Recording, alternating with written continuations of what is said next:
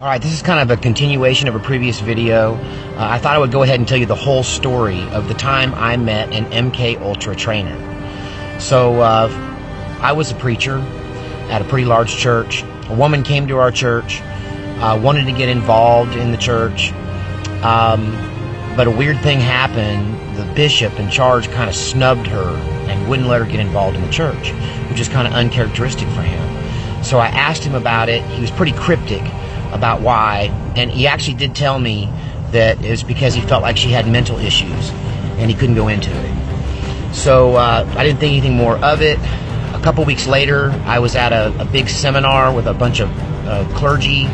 It was open to anyone who paid the fee to get into it, but it was primarily a clergy convention, a series of seminars, multiple day thing. So like on day one, I encountered this woman in the lobby. She came up to me and wanted to tell me why she was not part of our church and what had happened with her and the pastor.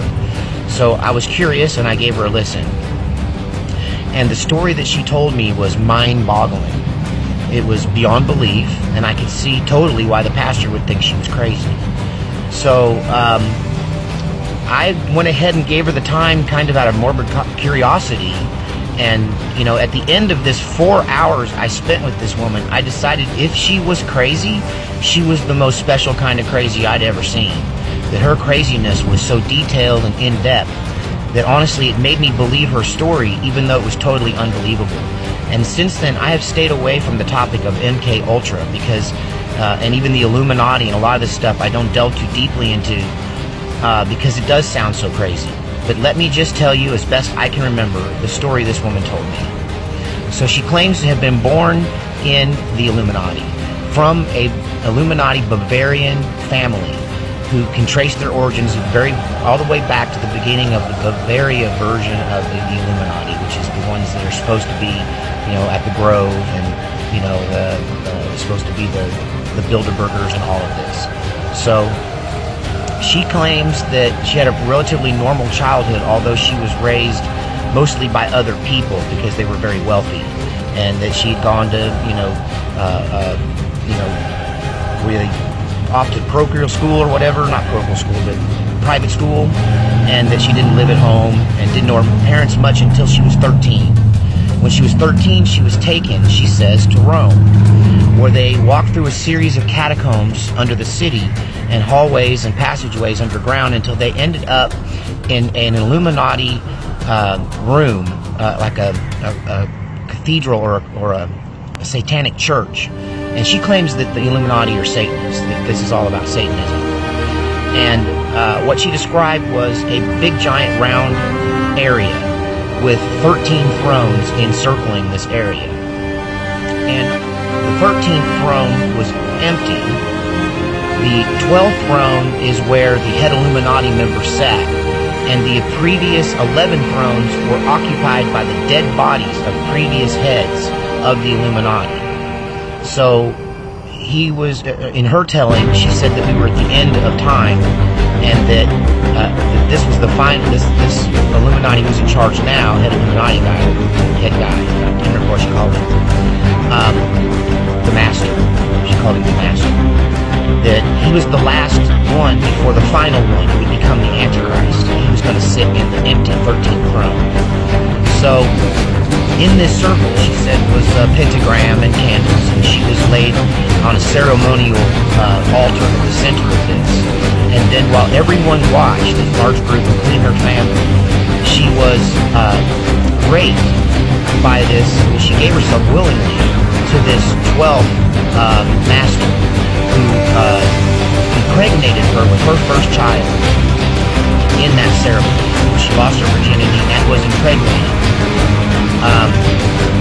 She said that she just started her period a few months earlier, and that's why they took her there, and that when they took her there she was fertile, so she was inseminated by this guy in this ceremony, and that her son was very special because she was the son of the master, or he was the son of the master, and she was chosen because she was of the pure bloodline, in fact, royalty. So flash forward, she's given an arranged marriage to a slightly older man. I think she was 13 or 14,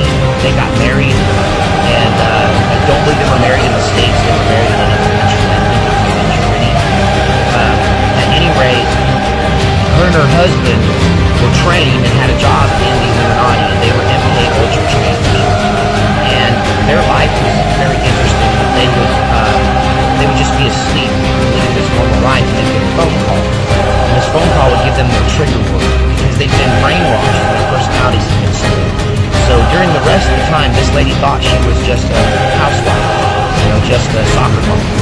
And her husband was just a guy that, worked at the police force. He was a cop. And she said that they would get this call in the middle of the night and be given a code word where they would snap out of this false persona and become the MK Ultra Illuminati trainers that they both were. They would wake their kids up because their kids were also in this torture program, becoming MK Ultra slaves. And they would go to an undisclosed location in a rural environment underneath these giant tents, these giant white, like FEMA tents. And I asked her if this was the United States government, and she said, no, this is above the United States government. This is the people that all the governments report to. And I struggled to understand it 11 years ago. And so anyway, she says that they would then engage in torturing other candidates, and they themselves didn't torture their own children, other people did it. But they would torture children and young adults, and they would use this torture to split their personalities and be able then to be like them. So a code word would snap them out of their fake life and back into the reality of who they were. And that these people, some of them were there against their will, were literally kidnapped and done this to on a regular basis. So at first she was in charge of torturing. It was her job to torture other people. And I tried to probe her heart about how that made her feel. I could see that at one time she had no conscience, but at some point she grew on. So it bothered her now, but she admitted that it was her job and it bothered her being part of the big picture. So they would train these people, and when they got to where they could turn them on and off like that, then they would start giving them weapons training, martial arts training, firearms training. And eventually she was promoted out of torture into firearms training. And she claimed to be an expert firearms expert. And being a gun guy myself, I queried her for like 4 hours, and I believe that she was very well knowledgeable, even more knowledgeable than I am about military warfare. She knew a lot about automatic weapons and various forms. So, at any rate, being a curious guy and being a little scared from her story, I went straight to, okay, so what is the end game? Why are you training all these people? What do you intend to do with them? And she, in those uncertain terms, said, oh, they're going to overthrow every government on earth and create a one-world government and take over. We've been planning it for hundreds of years. And it took a long time to build the infrastructure. We've been training around the clock. Now, keep in mind, this is 11 years ago. So we've been training around the clock. She said, we may only train once or twice a month, but there's somebody training somewhere every night. And that there are thousands and thousands and thousands of MK Ultra mind control slaves who are trained assassins who live amongst ordinary people and are, in fact, completely unaware most of the time of who they really are until they're woken up. And that the way I said, well, how are they going to roll this out? The American people aren't going to stand for this. What about the National Guard and the veterans? And she said, they have no idea what's coming for them. When we do this, it's going to happen so fast. And I said, well, tell me how it goes. And she said, okay, here's the plan. The plan is there will be some event or series of events that will create so much chaos in the world, so much that even the police, I said, what about the police? She said, the police will stay home. She said, it will be so bad that the police will say, I did not sign up for this, and they won't go. And the ones that do go will easily be taken out by our army. And I said, well, what's going to happen? I mean, are you going to be wearing American uniforms? Is this American military? And she goes, no. She says, in the middle of this chaos, in the middle of the fog of war, when everyone thinks that everything's gone completely haywire, and suddenly you'll see these forces just emerge, all dressed in black, all dressed in SWAT gear. She said they will be driving, all look-alike black SUVs, and they will look and sound and act very official. And they will just simply claim that they are now in charge and everyone should do as they say. They will claim that they are part of a new government that has been established for the purpose of dealing with the said situation. And that the police would either work with them or be quickly eliminated if they didn't. And that the military is not going to get involved because they follow orders and no one's going to give them an order to get involved. That order will never come. And that they will simply transfer their allegiance from the United States Army to the new world government that will emerge. And she made it sound like it literally happened overnight.